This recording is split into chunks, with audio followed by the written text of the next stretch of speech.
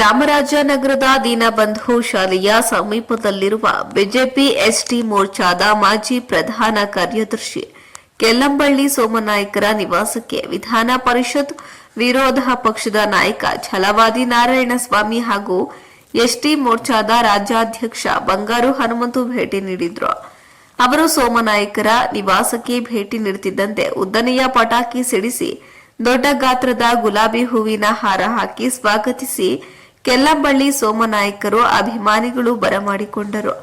ಈ ಸಂದರ್ಭದಲ್ಲಿ ಮಾಜಿ ಸಚಿವ ಎನ್ ಮಹೇಶ್, ಮಾಜಿ ಶಾಸಕ ಎಸ್ ಬಾಲರಾಜು, ಕೆಲ್ಲಂಬಳ್ಳಿ ಸೋಮನಾಯ್ಕರ ಪುತ್ರರಾದ ತ್ಯಾಗರಾಜು, ಶಿವಕುಮಾರ್, ಅರುಣ್, ಸಂತೋಷ್, ಬಿಜೆಪಿ ನಗರ ಮಂಡಲ ಅಧ್ಯಕ್ಷ ಶಿವರಾಜ್, ಎಸ್ಟಿ ಮೋರ್ಚಾದ ಜಿಲ್ಲಾ ಉಪಾಧ್ಯಕ್ಷ ಬುಲೆಟ್ ಚಂದ್ರು, ಮೈಸೂರಿನ ಸುಣ್ಣದಕೇರಿ ನಂದೀಶ್, ರವಿ ಇತರರು ಹಾಜರಿದ್ದರು. ವರದಿ ಹೊಮ್ಮ ನಂಜುಂಡನಾಯ್ಕ, ಪ್ರಜಾಪವರ್ ಟಿವಿ, ಚಾಮರಾಜನಗರ.